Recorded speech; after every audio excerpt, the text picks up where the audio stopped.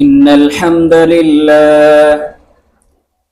الحمد لله نحمده ونستعينه ونستغفره ونؤمن به ونتوكل عليه ونعوذ بالله من شرور أنفسنا ومن سيئات أعمالنا من يهده الله فلا مضل له ومن يضلله فلا هادي له ولن تجد له وليا مرشدا أشهد أن لا إله إلا الله وحده لا شريك له وأشهد أن محمدا عبده ورسوله يا أيها الذين آمنوا اتقوا الله حق تقاته ولا تموتن إلا وأنتم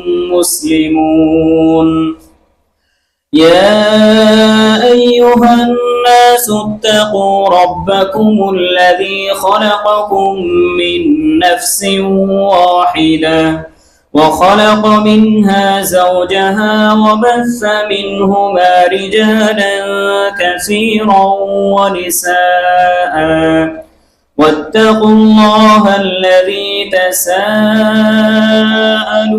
به والأرحام إن الله كان عليكم رقيبا يا أيها الذين آمنوا اتقوا الله وقولوا قولا سديدا يصلح لكم أعمالكم ويغفر لكم ذنوبكم ومن يطع الله ورسوله فقد فاز فوزا عظيما فإن أصدق الكلام كلام الله وأحسن الهدي هدي محمد صلى الله عليه وسلم وشر الأمور محدثاتها وكل محدثة بدعة وكل بدعة ضلالة وكل ضلالة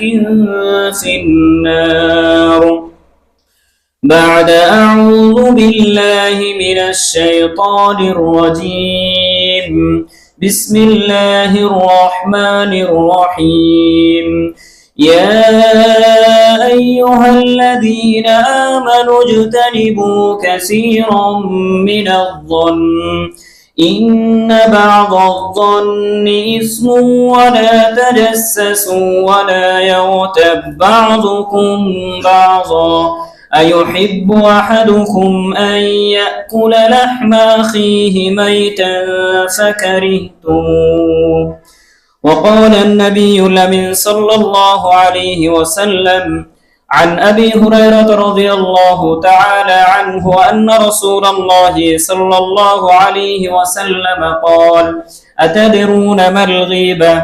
قالوا الله ورسوله أعلم قال ذكرك أخاك بما يكره قيل أفرأيت إن كان ما في أخيه ما أقول قال إن كان ما فيه ما تقول فقد اغتبته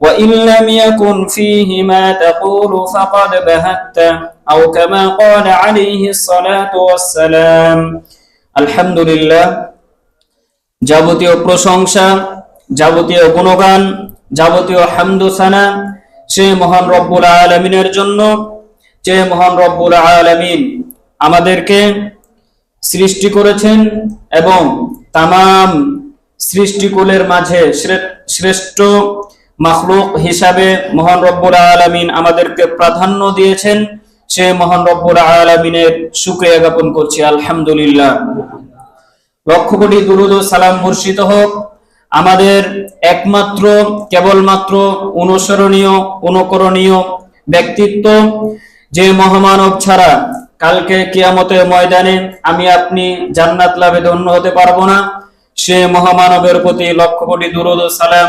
আল্লাহুম্মা সাল্লি আলাইহি, আল্লাহুম্মা সাল্লিম আলাইহি, আল্লাহুম্মা বারিক আলাইহি।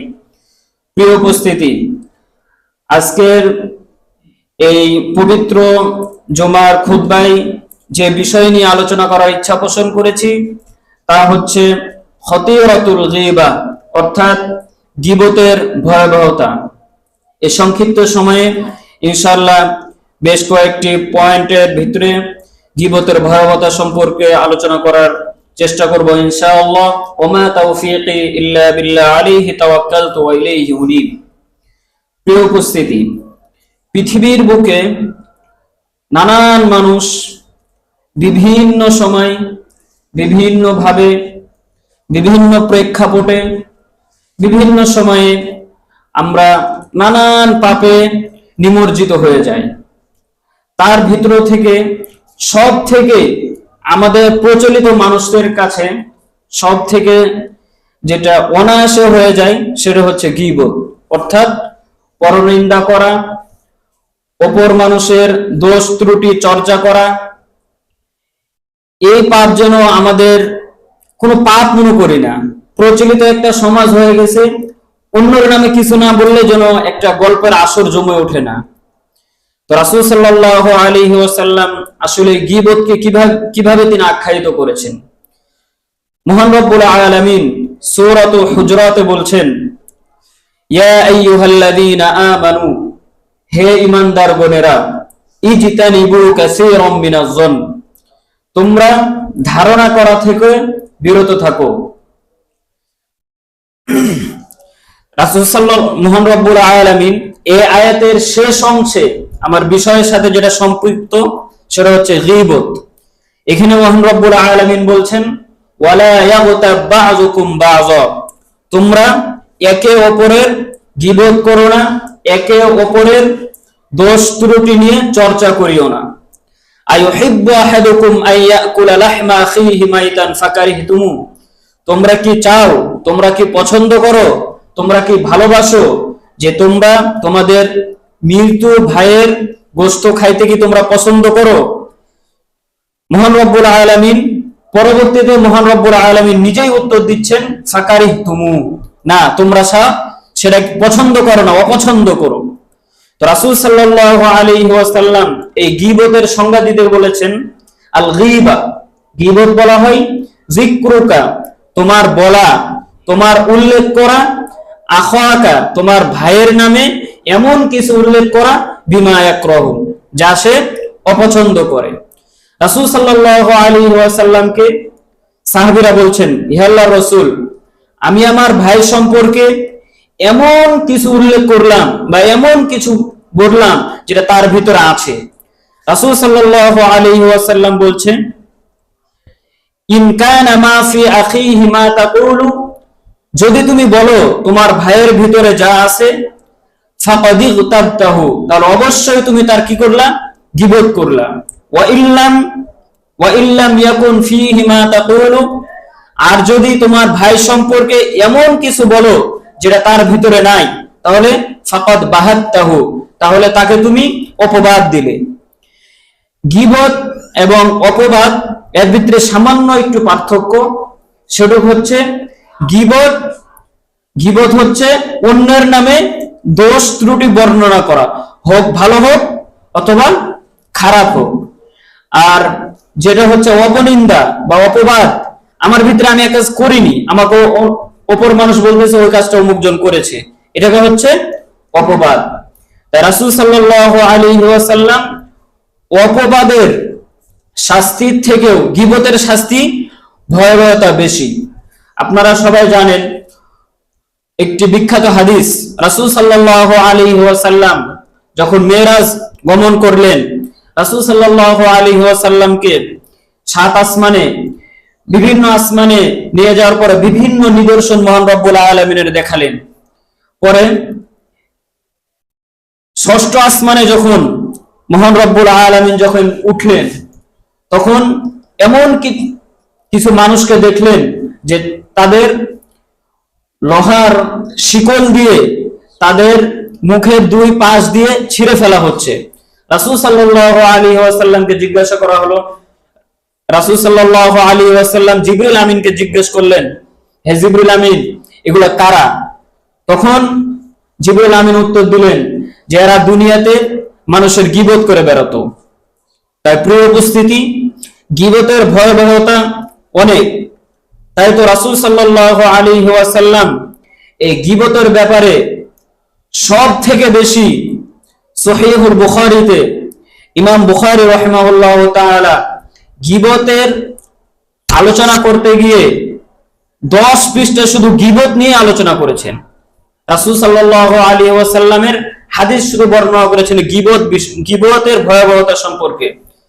তার ভিতর থেকে অন্যতম ফাতহুল বারী ইবনে হাজার আল আসকালানী রাহিমাহুল্লাহু তাআলা তিনি বলেন, এই গীবত বা চগলখড়ি এই বিষয়ে মানুষের মাঝে এমন কিছু ইখতিলাফ দেখা যায় যে এটা গীবত না, এটা গীবত, এটা বললে মানুষের গীবত না, এটা বললে মানুষের গীবত।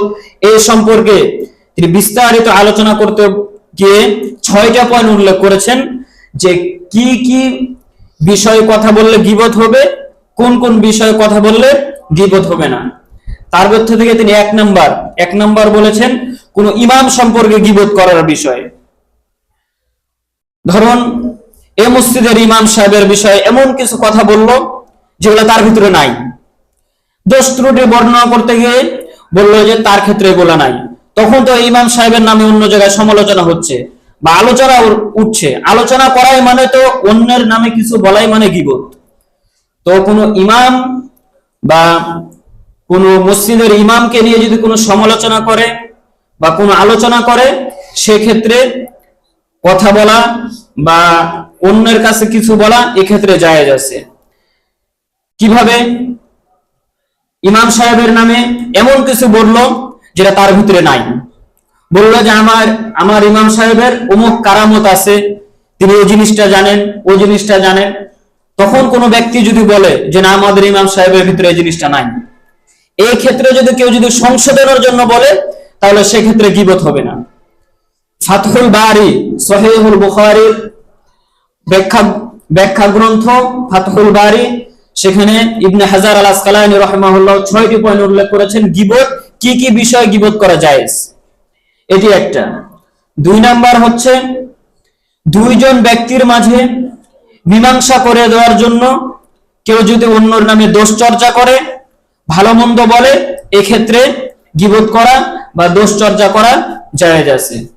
3 নাম্বার হচ্ছে রাষ্ট্রনায়ক, যে দেশ পরিচালনা করে, তার ক্ষেত্রে কেউ যদি তার ভালো মন্দ কেউ যদি বলে কাউকে, এক্ষেত্রে গীবত করা বা অন্যের দোষ অন্যজনের কাছে বলা এক্ষেত্রে জায়েজ আছে।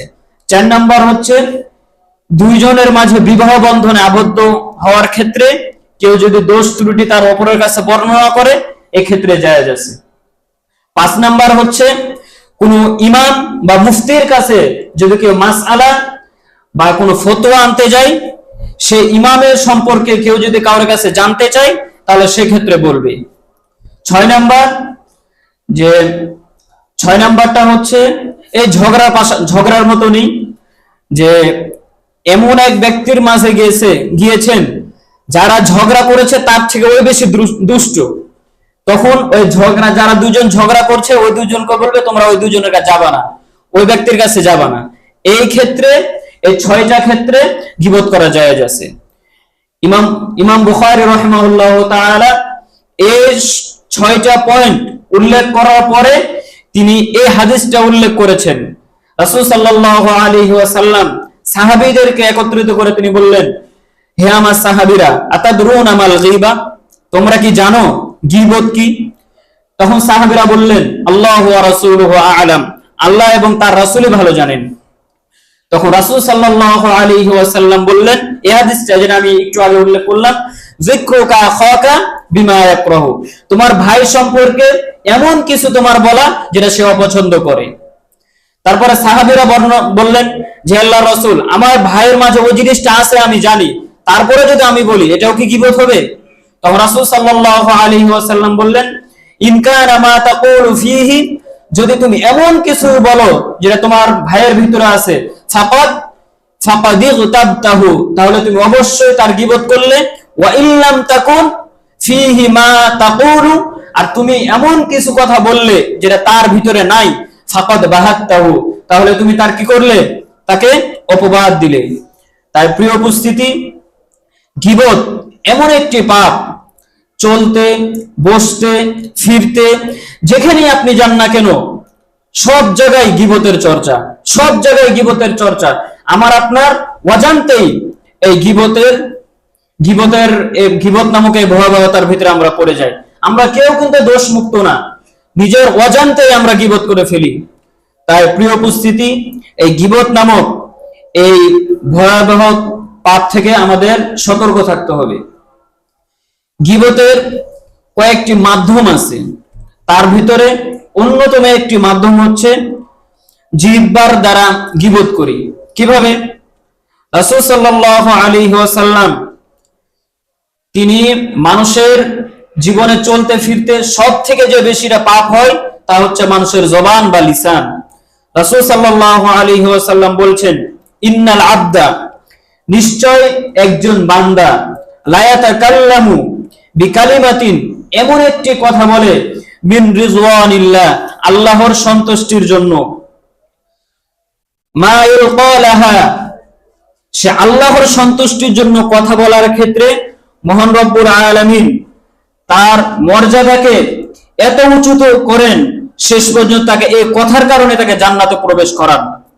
তারপরে পক্ষান্তরে পরের অংশে বলা হচ্ছে, ওয়া ইন্নাল আবদা, নিশ্চয় একজন ব্যক্তি, লা ইয়াতাকাল্লামু বিকালিমাতিন, এমন একটি কথা বলে, মিন সাখাতিল্লাহ, যে কথার কারণে মহান রব্বুল আলামিন রাগান্বিত হয়, লা ইলকালাহা বাবান, এমন এক দরজা দিয়ে তাকে প্রবেশ করানো হয়, ইহুয়া বিহা ফি জাহান্নাম, এমন দরজা দিয়ে তাকে প্রবেশ করা হয় যে দরজা দিয়ে শুধু জাহান্নামের গরম প্রবাহ আবহাওয়া তার দিকে প্রবাহিত হচ্ছে।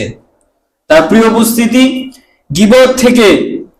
গীবত চর্চা হয় সব থেকে জিহ্বা দ্বারা বা জবান দ্বারা। এই জন্য রাসূল সাল্লাল্লাহু আলাইহি ওয়াসাল্লাম তিনি বলেছেন, পৃথিবীর বুকে মানুষ চলতে ফিরতে সব থেকে যে জিনিস দ্বারা তিনি পাপ অর্জন করে থাকে সব থেকে বেশি হচ্ছে তার জিহ্বা। এই জন্য মুআজ রাদিয়াল্লাহু তাআলা আনহুকে রাসূল সাল্লাল্লাহু আলাইহি ওয়াসাল্লাম বলছেন, হে মুআজ, তুমি তোমার জিহ্বাকে কন্ট্রোল করো, এই জিহ্বার কারণেই কাল কিয়ামতের ময়দানে তোমাকে পাকড়াও করা হতে পারে। মুআজ রাদিয়াল্লাহু তাআলা আনহু বলছেন, হে আল্লাহর রাসূল, জিহ্বা দিয়ে আবার কিভাবে আমাকে মহান রব্বুল আলামিন পাকড়াও করবেন? রাসূল সাল্লাল্লাহু আলাইহি ওয়াসাল্লাম তাকে ধমক দিয়ে বললেন, সাকিলাতকা উম্মুকা ইয়া মুআজ, হে মুআজ, তোমার মা তোমাকে হারাক। তুমি শুনে রাখো, কালকে কিয়ামতের ময়দানে যতগুলো শাস্তি আছে সব থেকে বেশি শাস্তি প্রদান করা হবে এই জিহ্বার দ্বারা যে ব্যক্তি পাপ অর্জন করেছে, গীবত করেছে, এই জন্য বেশি শাস্তি দেওয়া হবে। তাই প্রিয় উপস্থিতি, গীবতের ভয়াবহতা, গীবতের পরিণাম অত্যন্ত ভয়াবহ। তাই এই জঘন্য পাপ থেকে আমাদের অবশ্যই বিরত থাকতে হবে। 2 নাম্বার গীবত করার মাধ্যম হচ্ছে, গীবত থেকে বিরত থাকার মাধ্যম হচ্ছে ইশারা ইঙ্গিতে আমরা গীবত করে থাকি। যেন রাসূল সাল্লাল্লাহু আলাইহি ওয়াসাল্লামের স্ত্রী উম্মাহাতুল মুমিনিন আয়েশা রাদিয়াল্লাহু তাআলা আনহা তিনি বলেন, কুলতু লিন নবী সাল্লাল্লাহু আলাইহি ওয়াসাল্লাম, আমি রাসূল সাল্লাল্লাহু আলাইহি ওয়াসাল্লামকে বললাম, হাসবুকা মিন সাফিয়াতিন কাযা ওয়া কাযা, ক্বালা গায়রু মুসাদ্দিন। রাসূল সাল্লাল্লাহু আলাইহি ওয়াসাল্লামের 11 জন স্ত্রী ছিলেন। আয়েশা রাদিয়াল্লাহু তাআলা আনহা রাসূল সাল্লাল্লাহু আলাইহি ওয়াসাল্লামের অন্য একজন স্ত্রী সাফিয়া রাদিয়াল্লাহু তাআলা আনহার ব্যাপারে তিনি বলছেন, হে আল্লাহর রাসূল, আপনি সাফিয়ার এত গুণগান বর্ণনা করেন, সাফিয়ার বিষয় তো শুধু এতটুকু বললেই হয়, সে অমুক সে অমুক।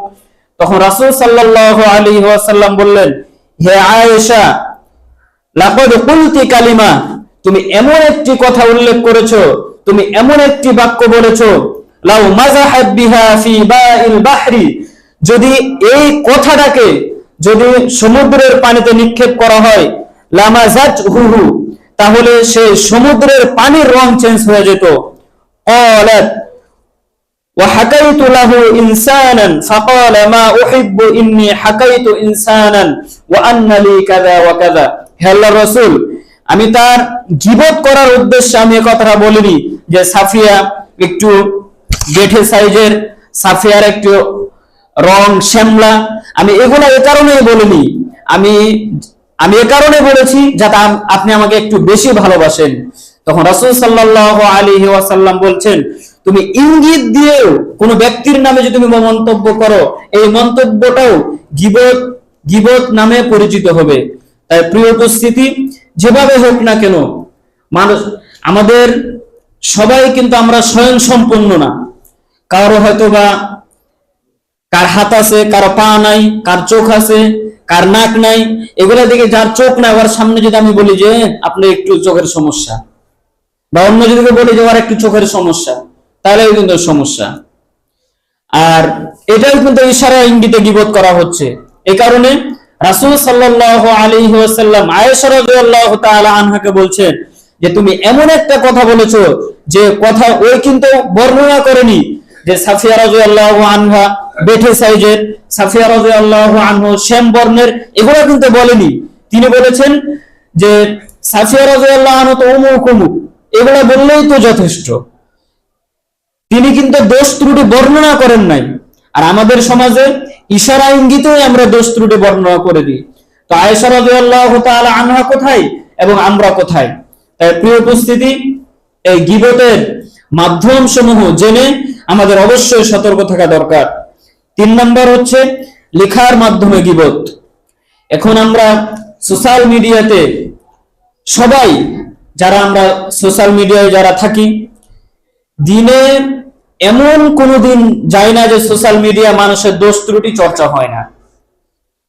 আমি কি করলাম, সে কি করলো, অন্যজন কি করলো, এগুলা নিয়ে ব্যস্ত, কিন্তু আমি কি করতেছি এটা নিয়ে কেউ ভাবে না। কালকে কিয়ামতের ময়দানে আমাকে আপনাকে কিন্তু বলবে না অমুক ব্যক্তি কি করেছে, অমুক ব্যক্তি কি করেছে বলো, এটা কিন্তু বলবে না। সর্বপ্রথম বলবে তুমি কি করেছো এটা আগে বলো। তাই প্রিয় উপস্থিতি, বুদ্ধিমান চালাক মুমিনের পরিচয় এর আগে খুতবাতে বলেছিলাম যে আল কাইয়িসু মান দানা নাফসা ওয়াল আমালু বাদাল মাউত, যে বুদ্ধিমান চালাক ব্যক্তি সেই ব্যক্তি যে হচ্ছে নিজেকে নিয়ে পরিচর্যা করে, নিজের দোষ ত্রুটি নিজে নিয়ে আত্মসমালোচনা করে, এই ব্যক্তি হচ্ছে সব থেকে চালাক, বুদ্ধিমান, ইমানদার। তাই প্রিয় উপস্থিতি, যেটা বলতেছিলাম যে লেখার মাধ্যমে গীবত। আজকে আপনি সোশ্যাল মিডিয়া বা যে কোনো আপনি ওই সোশ্যাল মিডিয়া আপনি যাবেন, এমন একটা দিন পাবেন না যে এখানে গীবত চর্চা হয় না। তাই প্রিয় উপস্থিতি, যেখানে থাকি না কেন, যেভাবে থাকি না কেন, সতর্ক থাকতে হবে যে আমার মাধ্যমে অন্যের দোষ ত্রুটি চর্চা না হয়। নিজেকে নিয়ে আগে ব্যস্ত থাকতে হবে, অন্যজন পরে, নিজে বাঁচলে অন্যের নাম। তাই মদিনা ইউনিভার্সিটির প্রখ্যাত অধ্যাপক ডক্টর সাদ ইবনে ওয়াহাব আল কাহতানি তিনি বলেছেন যে গীবত শুধু মুখের ভাষা দিয়েও হয় না গীবত, বরং গীবত করতে গেলে যে যে মাধ্যমগুলো আছে তার মধ্যে অন্যতম একটি মাধ্যম হচ্ছে এই লেখালেখি করা। আপনি সোশ্যাল মিডিয়া লিখতে কি হাতে ব্যথা লাগে, কলম কালি লাগে? কিছুই লাগে না, শুধু একটা বলে দিই, ছড়িয়ে গেল। এই যতজন দেখলো অতজনের এই গীবতের পাপের ভাগীদার আপনি হয়ে গেলেন। এ কারণে ডক্টর সাদ ইবনে ওয়াহাব আল কাহতানি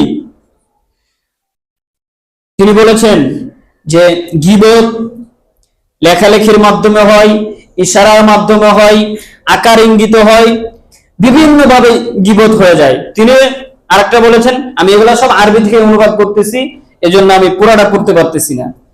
তো তিনি বলতেছেন যে গীবত হয় 5টি জিনিসের মাধ্যমে, তার ভিতরে সব থেকে বেশি হয় লেখালেখির মাধ্যমে। একটা হয় জিহ্বার মাধ্যমে, আরেকটা হয় ইশারার মাধ্যমে, আরেকটা হয় যে বলা বলির মাধ্যমে, আরেকটা হয় লেখালেখির মাধ্যমে। তিনি বলছেন সব থেকে বেশি হয় নিন্দা, গীবত, পরিচালনা হয়, পরিচর্যা হয় সব থেকে হচ্ছে ওই লেখালেখির মাধ্যমে। আমি আপনি একটা যদি কিছু লিখে দিই, লেখাটা কিন্তু বিভিন্ন জায়গায় ছড়িয়ে যাবে। এই ছড়িয়ে যাওয়ার মাধ্যমে আমি আপনি গীবতের ভাগীদার হয়ে যাব। প্রিয় উপস্থিতি, তিনি এক্ষেত্রে গীবতের বিধান দুই ভাগে ভাগ করেছেন। এক নম্বর হচ্ছে গীবত করা মৃত ভাইয়ের গোশত খাওয়ার সমতুল্য। তিনি বলছেন, আল্লাহ তাআলা বলছেন, ইয়া আইয়ুহাল্লাযীনা আমানু ইসতানিবু কাসীরাম মিনাজ-যন্ন ইন্না বা'যাজ-যন্নি ইসমু ওয়া লা তাজাসসু ওয়া লা ইয়াগতাব বা'যুকুম বা'যা, যে তোমরা একে অপরের গীবত করো না। আইয়ুহিব্বু আহাদুকুম, তোমরা কি পছন্দ করো আইয়াকুলা লাহমা আখিহি মাইতান, তোমাদের ভাইয়ের মৃত গোশত, তোমাদের মৃত ভাইয়ের গোশত খাইতে কি তোমরা পছন্দ করো? ফাকারিহতুমুহু, তোমরা অপছন্দ করো। ওয়াত্তাকুল্লাহ, তোমরা আল্লাহকে ভয় করো। ইন্নাল্লাহা তাওয়াবুর রহিম, নিশ্চয় আল্লাহ তাআলা তওবা কবুলকারী এবং পরম দয়ালু। প্রিয় উপস্থিতি, এখানে রাসূল সাল্লাল্লাহু আলাইহি ওয়াসাল্লাম সাহাবীদের পাশ দিয়ে অতিক্রম করছিলেন। তখন বেশ কয়েকজন সাহাবী একজন সাহাবীর দোষ ত্রুটি বর্ণনা করছিলেন। তখন রাসূল সাল্লাল্লাহু আলাইহি ওয়াসাল্লাম বলছেন, কোন ব্যক্তি অপর ভাইয়ের যদি দোষ ত্রুটি বর্ণনা করে তাহলে সে ব্যক্তি যেন তার মৃত ভাইয়ের গোশত খেলো। তাই প্রিয় উপস্থিতি, গীবতকারীদের কিয়ামতের দিন এমন শাস্তি দেওয়া হবে, ধারালো নখ দিয়ে চেহারা এবং বক্ষ বিদীর্ণ করে ফেলবেন। রাসূল সাল্লাল্লাহু আলাইহি ওয়াসাল্লাম বলছেন, আনাস রাদিয়াল্লাহু তাআলা আনহু থেকে বর্ণিত, তিনি বলেন রাসূল সাল্লাল্লাহু আলাইহি ওয়াসাল্লাম বলছেন, লাম্মা উরিজা বিরাব্বি মারারতু বিকাউমিন, আমাকে যখন আসমানে গমন করা হলো, ঊর্ধ্বগমন যখন আমি করলাম, এমন এক কওমের, এমন এক জাতির পাশ দিয়ে আমি অতিক্রম করলাম, আযফারুম মিন নুহাসিন ইয়াখমিসুনা ওয়ুজুহাহুম ওয়া সুদুরহুম, যে তাদের চেহারায় এবং তাদের বক্ষে তারা তাদের নখ দিয়ে তারা আঁচড়াচ্ছে। ফাকুলতু মান হাউলাই ইয়া জিবরিল, অথবা আমি বললাম, হে জিবরিল, এরা কারা? ক্বালা হুম আল্লাযীনা ইয়াকুলুনা লুহুমান নাস, যে এমন এক ব্যক্তি তারা যারা দুনিয়াতে মানুষের গোশত খাইতো, ওয়া ইয়াকুদুনা ফি আ'রাযিহিম, এবং যেখানে গীবত চর্চা হতো সেখানে তারা বসে থাকতো। প্রিয় উপস্থিতি, এই একটা বর্ণনা। আরেকটা বর্ণনা হচ্ছে রাসূল সাল্লাল্লাহু আলাইহি ওয়াসাল্লাম যখন ষষ্ঠ আসমানে উঠলেন, তখন কিছু মানুষকে দেখা গেল যে তাদের মুখের এক পাশ দিয়ে লোহার শিকল ঢুকিয়ে অপর পাশ দিয়ে ছিঁড়ে বের করে নেওয়া হচ্ছে। তখন রাসূল সাল্লাল্লাহু আলাইহি ওয়াসাল্লাম জিবরিল আমিনকে জিজ্ঞাসা করলেন, মান হাউলাই ইয়া জিবরিল, হে জিবরিল, এরা কারা? জিবরিল আমিন আলাইহিস সালাম বললেন, তারাই যারা দুনিয়াতে মানুষের দোষ ত্রুটি চর্চা করত। তাই প্রিয় উপস্থিতি, গীবত এমন এক ভয়াবহ, যেটা আপনি মানুষের গীবত করলেও আপনি কিন্তু মহান রব্বুল আলামিনের কাছে ক্ষমা প্রার্থনা করলেও আপনি কিন্তু ক্ষমা পাবেন না, যতক্ষণ না যে ব্যক্তির আপনি গীবত করেছেন, যে ব্যক্তির অপনিন্দা করেছেন, পরনিন্দা করেছেন, সে ব্যক্তিকে যদি না বলেন, অবশ্যই কালকে কিয়ামতের ময়দানে মহান রব্বুল আলামিন আপনাকে ধরবেন। তাই প্রিয় উপস্থিতি, এই গীবতের ভয়াবহতা অনেক। এই ক্ষেত্রে রাসূল সাল্লাল্লাহু আলাইহি ওয়াসাল্লামের বিখ্যাত আরেকটি হাদিস ইবনে উমর রাদিয়াল্লাহু তাআলা আনহু থেকে বর্ণিত, قال صعد رسول صلى الله عليه وسلم المنبر فنادى بصوت رفيع فقال يا معشر من أسلم بلسانه ولم يفض الإيمان إلى قلبه لا تؤذوا المسلمين। রাসূল সাল্লাল্লাহু আলাইহি ওয়াসাল্লাম যখন তিনি মিম্বারে আরোহণ করলেন, তখন একটি বিকট আওয়াজ তিনি শুনতে পেলেন। ফাকাল, এবং বললেন, ইয়া মা'শারা, হে সমাজবাসীরা, মান আসলামা, যে ব্যক্তি নিরাপদ হয়ে যাবে বিলিসানিহি তার জবান থেকে, ওয়ালাম ইয়াফজিল ঈমানু ইলা কলবিহি এবং তার অন্তর থেকে ঈমান বিচ্ছিন্ন হবে না, লা তুযু আল মুসলিমিন তাহলে তোমরা মুসলিমদেরকে কষ্ট দিও না। কিভাবে কষ্ট দিবে না? ওয়ালাম তুআব্বিরুহুম ওয়ালা তুআত্তিতুহুম তোমরা তাদের গীবত করবে না, তাদের পরনিন্দা করবে না। ফাইন্নাহু মান ইয়াত্তাবি আওরাত আখিল মুসলিম যে ব্যক্তি পরনিন্দা করে গীবত করে অপর মুসলিম ভাইকে কষ্ট দিবে, ইয়াত্তাবিউল্লাহু আওরাতাহু সেই ব্যক্তি কালকে কিয়ামতের দিন মহান রব্বুল আলামিন তার আওরত বা তার সম্মান মহান রব্বুল আলামিন হরণ করে নেবেন। ওয়া মান ইয়াত্তাবিউল্লাহু আওরাতাহু ইয়াফজাহুহু ওয়ালাম ফি ওয়াজহি রিহলিহি আর যে ব্যক্তি মহান রব্বুল আলামিনের কাছ থেকে তার সম্মান বা তার মর্যাদা হরণ হয়ে যাবে, কালকে কিয়ামতের ময়দানে কোনো ব্যক্তি এমন কোন রাজা থাকবে না মহান রব্বুল আলামিনের কাছে তার মর্যাদা ফিরিয়ে দিবে। তাই প্রিয় উপস্থিতি, গীবতের পরিণামই হচ্ছে জাহান্নাম। আপনি যেভাবেই গীবত করেন না কেন অবশ্যই এর পরিণাম আপনাকে জাহান্নাম ভোগ করতে হবে।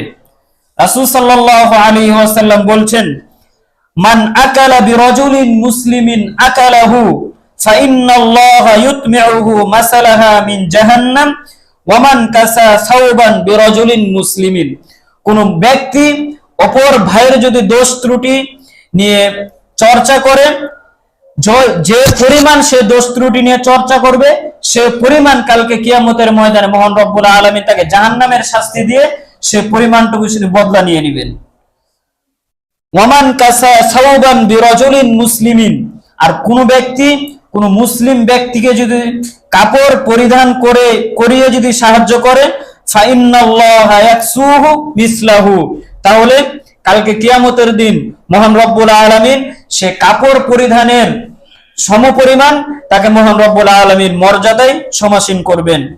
ওয়ামান কামা বিরাজুলিন মাকামা সুমআতিন ওয়া রিয়াইন আর কোন ব্যক্তি যদি এমন কোন জায়গায় উঠবস করে যেখানে গীবতের চর্চা হয়, যেখানে পরনিন্দার চর্চা হয়, এমন জায়গায় যদি সে উঠবস করে, ফাইন্নাল্লাহা ইয়াকুমু লাহু মাকামা সুমআতিন ওয়া রিয়াইন ইয়াউমাল কিয়ামা তাহলে কিয়ামতের দিন মহান রব্বুল আলামিন তাকে ওই গীবতের স্থানে পরনিন্দার স্থানে মহান রব্বুল আলামিন তার স্থান দান করবে। তাহলে যে ব্যক্তি পরনিন্দা গীবত করলো তার ঠিকানা কোথায়? জাহান্নাম। কালকে কিয়ামতের ময়দানে এই গীবত চর্চার কারণে কালকে কিয়ামতে আমাকে আপনাকে মহান রব্বুল আলামিন জাহান্নাম দিয়ে আমাদেরকে পুরস্কৃত করবেন যদি আমি আপনি দুনিয়াতে গীবত চর্চা করি। গীবত অপর ভাইয়ের হক বা অপর ভাইয়ের সম্মান নষ্ট করার সমতুল্য। এখন আমি আপনি উঠতে বসতে একজন সম্মানিত ব্যক্তির যদি আমি গীবত করি তাহলে তো যে ব্যক্তির কাছে আমি গীবত করলাম সে ব্যক্তির কাছে ওই সম্মানী মানুষের অবশ্যই একটু সম্মান নষ্ট হলো। আমি যদি আপনার নামে একটু গীবত করি, অপর ভাই আপনার প্রতি যে সুধারণা করত আমি তার সাথে আপনার বিষয়ে গীবত করার কারণে তো এখন আপনার মন থেকে তার প্রতি একটু সুধারণা কমে গেল। এটাই হচ্ছে অপর ব্যক্তির সম্মান হরণ করা, হক নষ্ট করা। এ কারণে বিদায় হজ্জে রাসূল সাল্লাল্লাহু আলাইহি ওয়াসাল্লাম তিনি উম্মতের দিকে ভাষণ দিয়েছিলেন যে আজকে একে অপরের মুসলিমের সম্মান নষ্ট করা হারাম। এই জাহেলি যুগে একে অপরের মাঝে অনেক বংশ বিস্তার নিয়ে অনেক দাপট চলতো। এ কারণে একজন কওম বা একজন জাতি অপর জাতির সম্মান নষ্ট যে বেশি করতে পারবে সে সময় সে বেশি বাহাদুর। এ কারণে রাসূল সাল্লাল্লাহু আলাইহি ওয়াসাল্লাম নবুয়ত প্রাপ্তি হওয়ার পরে তিনি বললেন আজকে থেকেই একে অপরের হক সম্মান নষ্ট করা হারাম। এই কারণে রাসূল সাল্লাল্লাহু আলাইহি ওয়াসাল্লাম বলছেন ইন্না দিমাআকুম ওয়া আমওয়ালাকুম ওয়া আ'রাযাকুম বাইনাকুম হারামুন কাহুরমাতি ইয়াউমিকুম হাযা ফি শাহরিকুম হাযা ফি বালাদিকুম হাযা নিশ্চয় তোমাদের রক্ত, তোমাদের সম্পদ, তোমাদের সম্মান তোমাদের মাঝে হারামুন, তোমাদের মাঝে হারাম কাহুরমাতি ইয়াউমিকুম হাযা যেমনি ভাবে আজকের দিনে অর্থাৎ বিদায় ভাষণের দিন রাসূল সাল্লাল্লাহু আলাইহি ওয়াসাল্লাম বলেছিলেন, আজকের দিনে তোমাদের জন্য হারাম ফি শাহরিকুম হাযা। এটা আরবি কোন মাস চলতেছে? রজব মাস। এই রজব মাস এটা হচ্ছে অনেক সম্মানিত মাস। এই মাসে জুলুম, নির্যাতন, মানুষের সম্মানহানি, মানুষের এই রক্ত প্রবাহ, মানুষের সম্পদ লুণ্ঠন, এগুলো সম্পূর্ণটাই হারাম। এ কারণে রাসূল সাল্লাল্লাহু আলাইহি ওয়াসাল্লাম বলছেন, ফি শাহরিকুম হাযা, এই মাসে তোমাদের জন্য মানুষের সম্মান, মানুষের গীবত, মানুষের দোষ ত্রুটি চর্চা করা, এগুলো হারাম। ফি বালাদিকুম হাযা, এই শহরে মদিনাও হারাম। এজন্য মদিনাকে নিরাপদের শহর বলা হয় কেন? এই কারণেই রাসূল সাল্লাল্লাহু আলাইহি ওয়াসাল্লাম মদিনাতে রক্ত প্রবাহ, মানুষের সম্মান, তারপরে মানুষের সম্পদ, এগুলো লুণ্ঠন করতে রাসূল সাল্লাল্লাহু আলাইহি ওয়াসাল্লাম হারাম করেছিলেন, হারাম ঘোষণা করেছিলেন। হারাম মানে নিষিদ্ধ করেছিলেন। এ কারণে রাসূল সাল্লাল্লাহু আলাইহি ওয়াসাল্লাম বলছেন, ফি বালাদিকুম হাযা, এই শহরে এগুলো করা যাবে না। রাসূল সাল্লাল্লাহু আলাইহি ওয়াসাল্লাম তিনি বলছেন যে, ফাইন্না শাহিদা আসা আন ইউবাল্লিগা মান হুয়া আ'লা মিনহু, যে ব্যক্তি এই বিষয় সম্পর্কে সব থেকে ভালো বুঝেছে, সে ব্যক্তি যেন অনুপস্থিতদের মাঝে সে যেন বুঝিয়ে দেয়। এ কারণে গীবতকারীর মুখ থেকে অদৃশ্যভাবে এমন ভাবে দুর্গন্ধ বের হয় যা ফেরেশতা ও পরলোকের জগৎ অনুভব করে। মানে আমার এবং আপনার মুখ দিয়ে গীবত এমন ভাবে চর্চা হয়, আমাদের ডান কাঁধ এবং বাম কাঁধে ফেরেশতা আছে না, এই ফেরেশতারা আপনার গীবতের কথার এতটাই দুর্গন্ধ, তারা ৭০,০০০ মাইল দূরে চলে যান। এজন্য রাসূল সাল্লাল্লাহু আলাইহি ওয়াসাল্লাম বলছেন, জাবের রাদিয়াল্লাহু তাআলা আনহু থেকে বর্ণিত, কুন্না ইনদান নবী সাল্লাল্লাহু আলাইহি ওয়াসাল্লাম, আমরা রাসূল সাল্লাল্লাহু আলাইহি ওয়াসাল্লামের কাছে বসেছিলাম, ফাহাব্বাতু রিহান মুনতানিনাতান, এমন এক বাতাস আমাদের মাঝ দিয়ে অতিক্রান্ত করলেন। ফাকালা সাল্লাল্লাহু আলাইহি ওয়াসাল্লাম, অতঃপর রাসূল সাল্লাল্লাহু আলাইহি ওয়াসাল্লাম বললেন, আতাদরুনা মা হাযিহি, তোমরা কি জানো এই বাতাসটা কি? তখন রাসূল সাল্লাল্লাহু আলাইহি ওয়াসাল্লাম বললেন, সাহাবীরা বললেন, আল্লাহু ওয়া রাসূলুহু আ'লাম, আল্লাহ এবং তার রাসূল জানেন। ক্বালা হাযিহি রিহু, এমন একটি বাতাস এটি, আল্লাযী ইয়াগতাবুনা আল মুমিনিন, এমন একটি বাতাস যে ব্যক্তি কোন মুমিন ব্যক্তি সম্পর্কে গীবত করেছে, এ কারণে এই দুর্গন্ধযুক্ত বাতাসটি প্রবাহিত হয়েছে। তাই প্রিয় উপস্থিতি, গীবত যে কোনো পাপ করি না কেন, এই পাপের কারণে আমাকে আপনাকে অবশ্যই এর ফল ভোগ করতে হবে। দুনিয়াতে হোক বা যে কোনো সময় হোক, আখিরাত তো আছেই। মহান রব্বুল আলামিনের কাছে যে কোনো পাপের কারণে বিন্দু মাত্র আমি আপনি পার পাবো না। তাই আয়েশা রাদিয়াল্লাহু তাআলা আনহা বলছেন, কালকে কিয়ামতের ময়দানে মহান রব্বুল আলামিন যদি বান্দাকে শুধু এতটুকু প্রশ্ন করে, তুমি এটা কেন করেছো, এটা কেন করনি, যদি এই দুই বাক্য যদি উচ্চারণ করে, তাহলে কালকে কিয়ামতের ময়দানে কোনো ব্যক্তি জান্নাত লাভে ধন্য হতে পারবে না। এজন্য রাসূল সাল্লাল্লাহু আলাইহি ওয়াসাল্লাম পরোক্ষভাবে আয়েশা রাদিয়াল্লাহু তাআলা আনহা বলছেন, হে আয়েশা, এইজন্য আল্লাহ তাআলা বলছেন, ইয়া আইয়ুহাল ইনসানু ইন্নাকা কাদিহুন ইলা রাব্বিকা কাদহান ফামুলাকি, হে মানুষেরা, তোমরা মহান রব্বুল আলামিনের কাছে পৌঁছাতে অনেক কষ্ট ক্লেশ সহ্য করে তারপরে মহান রব্বুল আলামিনের কাছে পৌঁছাতে হবে। এই কারণে দুনিয়াতে চলতে ফিরতে একদিন তো আমি আপনি অবশ্যই মহান রব্বুল আলামিনের সাক্ষাৎ পাবো ইনশাআল্লাহ। সে সাক্ষাতের জন্য দুনিয়াতে আমাকে আপনাকে অবশ্যই অক্লান্ত পরিশ্রম করে যেতে হবে। এই কারণে রাসূল সাল্লাল্লাহু আলাইহি ওয়াসাল্লাম তিনি একটি আয়াত দিয়ে উদ্ধৃতি দিয়েছিলেন, ফাসাউফা ইউহাসাবু হিসাবান ইয়াসীরা, অচিরেই এই মুমিন ব্যক্তিদের হিসাব সহজভাবে নেওয়া হবে। তাই প্রিয় উপস্থিতি, চলতে ফিরতে যেভাবে থাকি না কেন একটু সতর্ক থাকবো আমার আপনার দ্বারা যেন অন্যের দোষ ত্রুটি চর্চা না হয়ে যায়। তাই তো রাসূল সাল্লাল্লাহু আলাইহি ওয়াসাল্লাম মুআজ আব্দুল্লাহ সাআদ ইবনে আবি ওয়াক্কাস রাদিয়াল্লাহু তাআলা আনহু থেকে তিনি বলছিলেন, হে সাআদ, তুমি কি জানো যে দুনিয়ার জীবনটা আসলেই কি? সাআদ রাদিয়াল্লাহু তাআলা আনহু বলছেন যে আল্লাহর রাসূল, দুনিয়ার জীবন তো এই আসি এই নাই, এটাই দুনিয়ার জীবন। রাসূল সাল্লাল্লাহু আলাইহি ওয়াসাল্লাম সাআদ ইবনে আবি ওয়াক্কাস রাদিয়াল্লাহু তাআলা আনহুকে জিজ্ঞাসা করছেন, এইজন্য কি আল্লাহ তাআলা দুনিয়াতে কি মানুষ প্রেরণ করেছেন? তখন সাআদ রাদিয়াল্লাহু তাআলা বলে, হে আল্লাহর রাসূল, আপনি উত্তর দেন, আল্লাহ আপনি এবং আল্লাহ তাআলাই ভালো জানেন। তখন রাসূল সাল্লাল্লাহু আলাইহি ওয়াসাল্লাম বলছেন যে ইন্নাকা কাদিহুন ইলা রাব্বিকা কাদহান ফামুলাকি, যে নিশ্চয়ই মহান রব্বুল আলামিন বলছেন যে আল্লাহর সাথে সাক্ষাৎ করলে অনেক কষ্ট ক্লেশ সহ্য করতে হবে। এই কষ্ট ক্লেশটা কি? তখন রাসূল সাল্লাল্লাহু আলাইহি ওয়াসাল্লাম উত্তর দিচ্ছেন যে দুনিয়াতে চলতে ফিরতে ডানে বামে সামনে পিছনে উপরে সব দিক লক্ষ্য করতে হবে, কোনটা হারাম কোনটা হালাল, কোনটা আল্লাহর বিধান কোনটা নিষেধ কোনটা আদেশ, এগুলা যখন সব কিছু যখন মেনটেন করা যাবে তখন বুঝতে পারবা যে মহান রব্বুল আলামিন আমাকে এই জন্য দুনিয়াতে পাঠিয়েছেন। কিন্তু আমরা সবাই জানি মহান রব্বুল আলামিন আমাকে আপনাকে দুনিয়াতে প্রেরণ করেছেন একমাত্র তার ইবাদত করার জন্য। ওয়া মা খালাকতুল জিন্না ওয়াল ইনসা ইল্লা লিয়াবুদুন।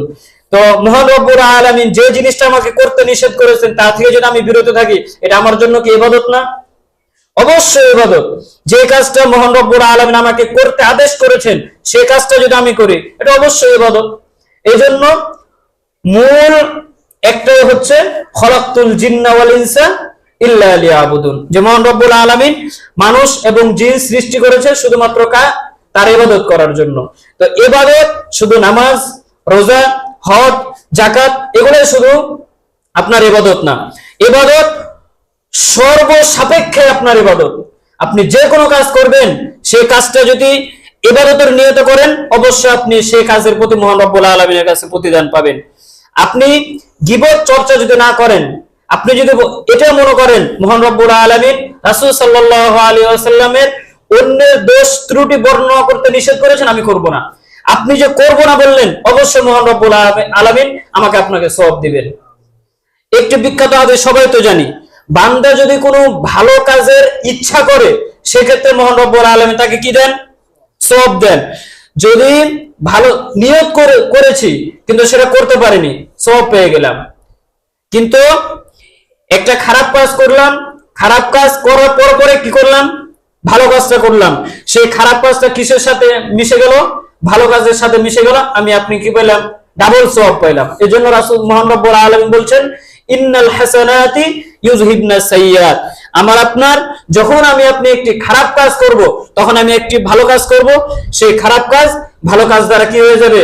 মহান রব্বুল আলামিনের কাছে নেকিতে পরিণত হয়ে যাবে। তাই আমাকে আপনাকে চলতে ফিরতে যে কোনো ক্ষেত্রেই আমাকে আপনাকে নিয়ত রাখতে হবে এই কাজটা রাসূল সাল্লাল্লাহু আলাইহি সাল্লাম আমাকে করতে বলেছেন আমি করব, এই কাজটা থেকে আমাকে বিরত থাকতে বলেছেন আমি এটা করব না। এই কাজটাই যদি আপনি করেন কালকে কিয়ামতের ময়দানে অবশ্যই এর প্রতিদানই মহান রব্বুল আলামিন আপনাকে জান্নাত দিবেন ইনশাআল্লাহ। তাই প্রিয় উপস্থিতি, যা বলছিলাম গীবত অনেক ভাবে হয়ে থাকে, তার ভিতরে অন্যতম একটি যেটা শুরুতেই বলেছি, লিসান জবান দিয়ে ইশারা দিয়ে লেখালেখির মাধ্যমে বিভিন্ন আকার ইঙ্গিতে গীবত হয়ে থাকে। তাই দোয়া করি মহান রব্বুল আলামিন আমাদেরকে যেন এই গীবতের ভয়াবহতা এবং গীবতের শাস্তি থেকে, অন্যের দোষ ত্রুটি চর্চা করা থেকে মহান রব্বুল আলামিন আমাদেরকে বিরত রাখুন। আল্লাহুম্মা আমিন। বারাকাল্লাহু লানা ওয়া লাকুম ফিল কুরআনিল আযীম।